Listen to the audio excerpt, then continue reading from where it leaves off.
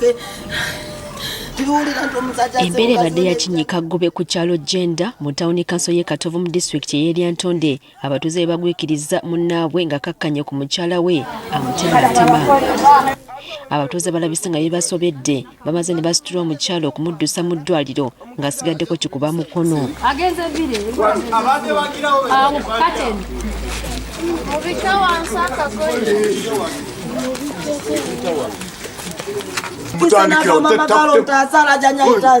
Omuntu wakonga alikutasanga atemente nemboga n'omulundi kumulempitono nenzuruka ngende ku poliisi. Kigambibwa nti Stephen Nsubuga atemera mu gy'obukulu 45 okutema mukyala we Josephine Nantume babadde bamaze ebbanga nga bayombagana nga n'ekitala kikeesezza olwaleero oluyombo lwabadde lw'amaanyi mu maka gaabwe mwekyaviiriddeko omukyala okukatema bba ng'omwana gw'abadde yakazaala bw'atali wowe. Nga omubalina kuno balinamu obutakkaanya okumalina kumpi wiiki nnamba. Ono agamba omukazi yamuleetera ebimukuba. Ono agamba nti ayenda simanyi abasajja ne bamuleetera amayembe. Omwana gw'alina simanyi nti si wuwe.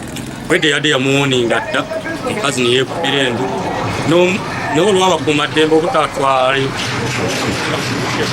n'osanga olwaleero mukazi olumaze okutematemebwa ate nosanga bayaaya. Abatuuze bakedde okukakkalabya egyabwe be bawulidde enduulu okuva mu maka g'abafumbo bano nabo kwe kusalawo okudduukirira wabula bagenza okutuuka nga Nantume asigaddeko kikuba mukono ate ye Nsubuga nga mazeemu omusubi. Namuwa ekyambiya olabye nga ngenda kugimukuba naawe tawano netandika oyinza kutambala muntu wakyambiya naye ssebo omuntu w'ejjambya tebamutambala.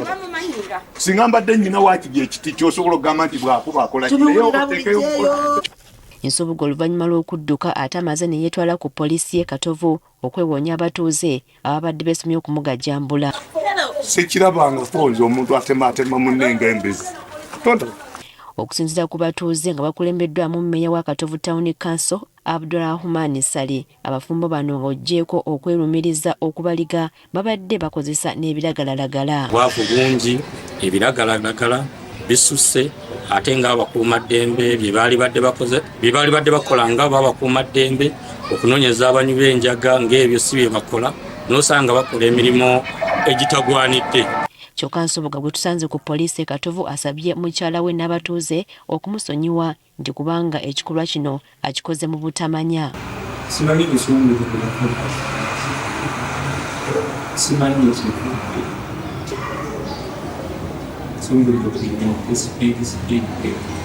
Omwogezi wa poliisi mu bbendobendo lya Masaka Twaha Kasirye akakasizza okukwatibwa kwa Nsubuga n'ategeeza ng'ono mwagenda okutwalibwa mu mbuga z'amateeka avunaanibwe. Poliisi yaffe mulina wano ng'okunoonyeza kugenda maaso naye kyetutegeddeko nti omwami ono abadde akozesa ebiragalalagala.